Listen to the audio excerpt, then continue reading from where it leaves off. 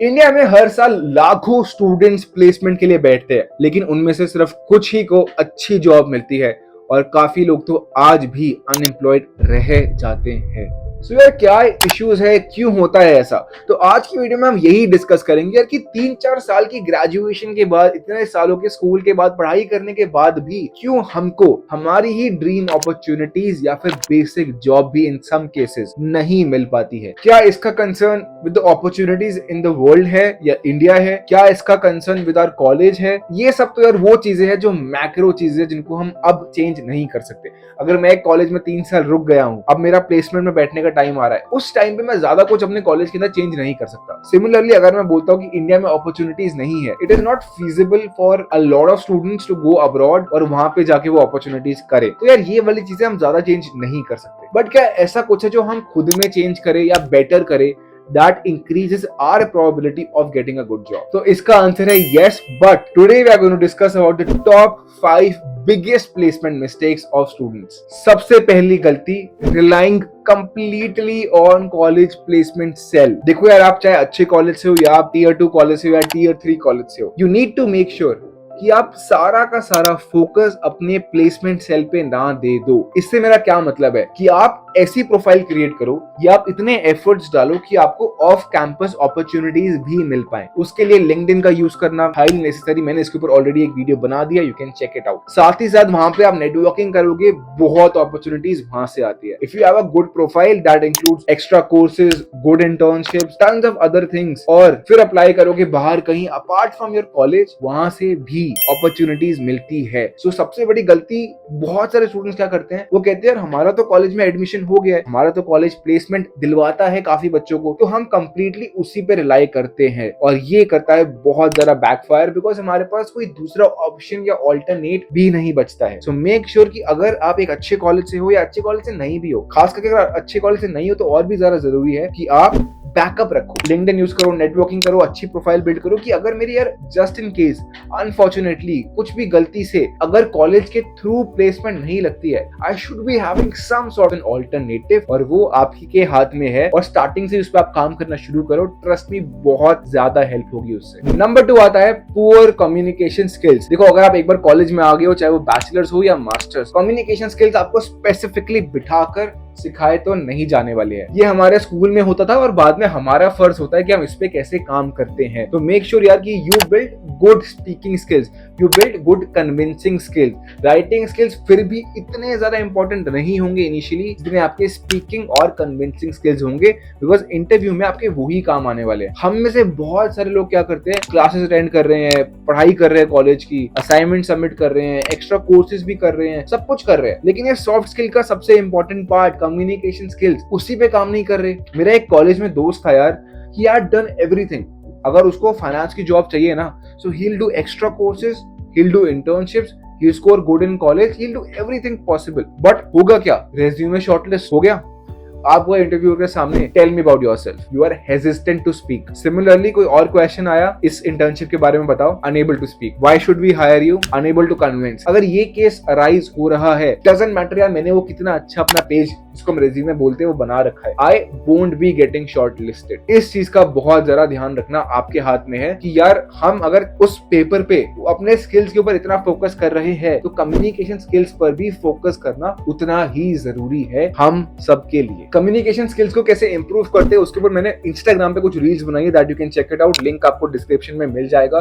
But make sure करो आप इस चीज पे बहुत काम करो यार, ये आपको not just in jobs but in anything in life it will really help you make an impact. Third होता है not score well in college. 10th में सिखाया जाता है अच्छे नंबर लाओ फिर लाइफ सेट है। 12th में सिखाया जाता है अबे यार अच्छे नंबर ला फिर लाइफ सेट है। लेकिन जहाँ पे जेन्युइनली बोलना होता है वहां पे तो कोई बात करता ही नहीं। देखो यार, मैं जानता हूँ सोशल मीडिया पे बहुत बड़ा ट्रेंड है, marks do not matter, one sheet of paper can not determine my life, और ऐसी 500 अलग चीजें। बट मेरी बात मानो, दिल से बोल रहा हूँ, कॉलेज के मार्क्स इंपॉर्टेंट होते हैं। 10th की तरह कोई आपको 9 या 10 सीजीपी लाने के लिए नहीं बोल रहा है, 12th की तरह 95% 97% लाने के लिए कोई नहीं बोल रहा है, बट एक average CGPA 7.5 to 8 specially for commerce students, ये मेंटेन करना बहुत ही नेसेसरी है।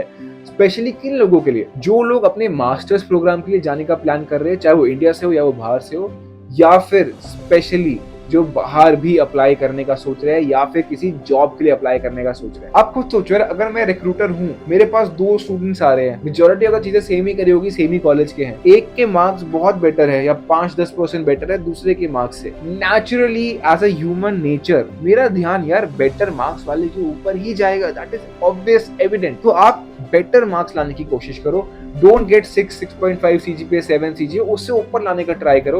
एंड हम सबको पता है वो हो जाता है, आप भी कर सकते हो, बट वो करो। और एक और चीज, अगर मैं मास्टर्स के लिए अप्लाई कर रहा हूँ जॉब के असाइड, चाहे वो इंडिया से हो या बाहर से, your college marks are considered very highly. यहाँ तक कि उनके ऊपर तो मार्क्स भी दिए जाते हैं यार, कि अच्छा अगर 8 से ऊपर आए तो ये वाले मार्क्स है, 9 से ऊपर आए तो ये वाले मार्क्स है। सबको पता है ये, जो ऑलरेडी अप्लाई कर रहे हैं। So make sure you get decent marks. Again not 95 but 8 के आसपास तो हम लोग मेंटेन कर सकते हैं with decent efforts. Point number 4 आता है, don't stick to one company. देखो, अपनी ड्रीम कंपनी या ड्रीम जॉब होना जरूरी है और अच्छी बात है यार। I want to become an investment banker at JP Morgan, I want to become a data analyst at Google, but अपना सारा का सारा ध्यान, एनर्जी सिर्फ और सिर्फ उसी चीज पे मत डालो। जैसे एक और एग्जांपल बताता हूँ। आई was from Shaheed Bhagat Singh college, Delhi university. मेरे कॉलेज में एक कंपनी आती थी after bachelors, that used to pay 16 lakhs per annum salary थी उनकी। DE Shaw नाम था उस कंपनी का। एंड बहुत सारे बच्चे जो फाइनेंस में थे ना, वो आंख बंद करके अपनी पूरी प्लेसमेंट में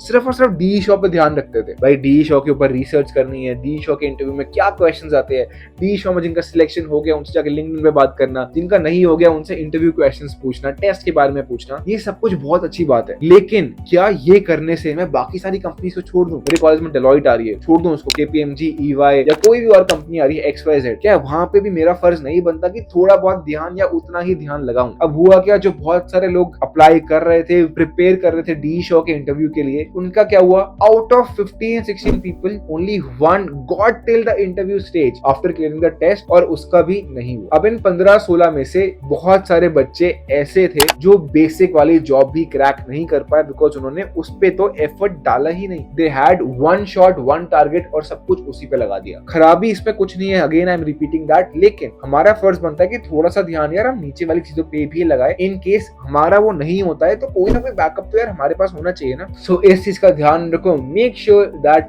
यू पुट इक्वल एफर्ट्स और at least similar efforts in applying to all the companies, not just one company.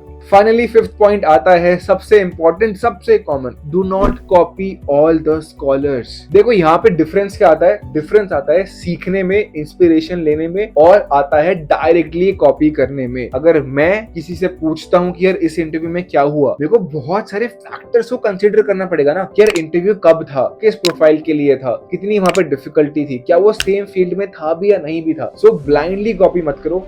बहुत लोगों के मेरे को मैसेज आते हैं यार कि आपने डिलॉयट का कैसे क्रैक कर लिया, आपने जिंदल का कैसे क्रैक कर लिया। यार पहले आप मेरे को अपने बारे में थोड़ा बताओ तो सही। Are you from the same background? Are you applying for the same field? Are you applying at the same time? Are you applying in the same department? ये सारे बहुत सारे इंपॉर्टेंट क्वेश्चंस है। हम लोग क्या गलती करते हैं, अच्छा यार इसने तो ये स्ट्रैटेजी फॉलो करी तो मैं भी ना यही स्ट्रैटेजी फॉलो करूंगा। आपको ये सारे के सारे फैक्टर्स पहले मैच करने हैं। अगर वो सारे के सारे फैक्टर्स मैच होते हैं तभी you blindly copy a scholar और anyone who has cracked any decent job या डिसेंट इंटर्नशिप। इस चीज का प्लीज ध्यान रखो।